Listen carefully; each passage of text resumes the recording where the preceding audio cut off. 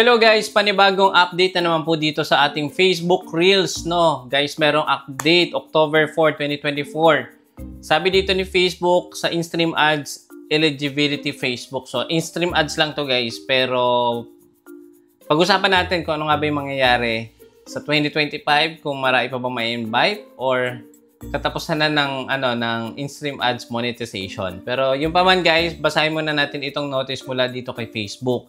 As of October 4, 2024, we will no longer be accepting applications for in-stream ads on Facebook because we are building a simplified creator monetization experience. Maraming maraming na gulat, nalungkot kasi nga, 'di ba, kung bago ka pa lang content creator, so October 4, hindi na sila nag-accept na application. Kaya marami talaga na hindi na ma-monetize. Although na-meet na nila yung requirements sa in-stream ads, 'di ba? Sa followers, sa number of minute of views, 'di ba? And then sa uploaded videos. Yun nga lang ang tagal. Kaya pala matagal, ito pala yung isang reason dahil nga po si Facebook is hindi na siya nag-accept ng invitation sa long-form video monetization tools or ito nga yung in-stream ads. Sabi dito, this experience merges our in-stream ads, pagsasamahin, ads on Reels, and performance bonus program into one. Ayan. So, update to siguro sa susunod na taon. Kaya po, ayan, hindi muna sila mag-accept ng invitation sa long-form video, sa monetization, sa in-stream ads. So, yun. Good news to kasi nga, pagsasamahin na. Para sa akin, good news para hindi na, di ba, minsan kasi kapag kulang yung ating earnings sa stars is napipending, di ba?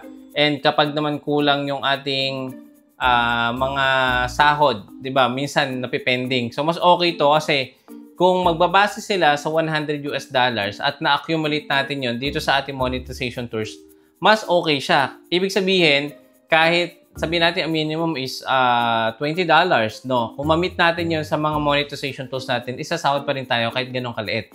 Or $100, di ba? So, mas malaki yung potential na hindi lang mapending yung ating mga earnings.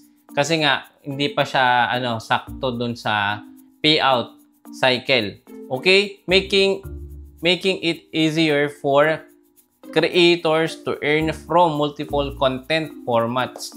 So, yun nga, di ba? Pagsasamahin nga niya. We understand that this change may be disappointing for some creators, but we believe it is necessary step toward creating a more streamlined, effective monetization experience. So, yun nga yun guys, no? Siguro pinag-aralan din naman to ni Facebook. Hindi lang naman sila basta mag-implement ng ganitong update kung hindi nila na-check kung ano nga ba yung mangyayari sa near future by year 2025. We're sending invitation to join Facebook Content Monetization Beta and will continue to do so in the following month. While the beta will remain on July or remain invite only until 2025. Kung kayo po ay invited na dito, please i-click nyo tong form na to. Ayan. Kung hindi nyo maklik yung form na yan, punta kayo sa YouTube ko, meron dong link. Mare-redirect kayo kung kayo ay invited dito sa kanilang beta na invite only. So, yun nga. Ito yung by year 2025. So, ito yun guys. Ayan, kung kayo ay meron ng invitation, makikita nyo dito, click nyo lang yan, I'm interested. And then, ilalagay nyo lang dito yung email address nyo, yung Facebook URL, and click nyo lang yung send. Kapag po na-send nyo na yan, ganito po yung magiging itsura nyan. Ayan. So, click nyo yung interested, lalagay nyo yung email, and then yung Facebook URL, madali lang naman yan kung paano yung makikita. Eto. So, sample, yung URL nyo, copy nyo lang yung link nyan or sa page. And then, ipipaste nyo lang doon sa may taas, parang ganito.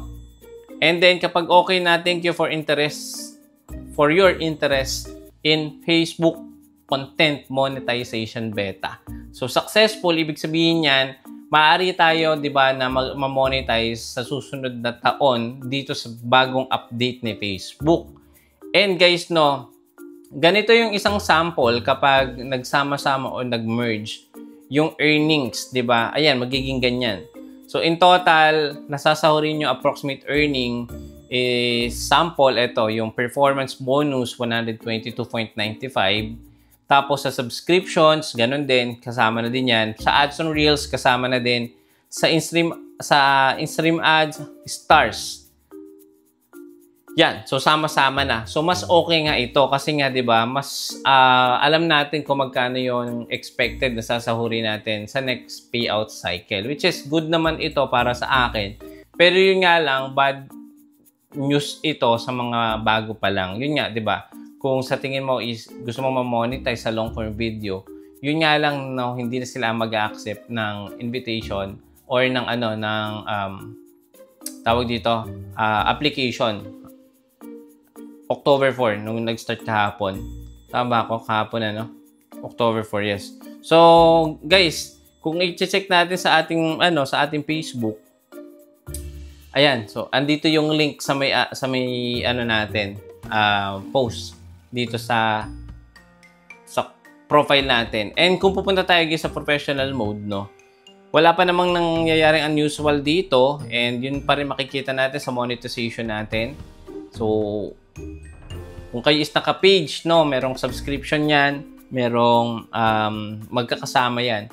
So, hindi ko lang sure kung ano mangyayari nito by the end of the year, no, kung mag-a-apply na yung bagong update sa monetization.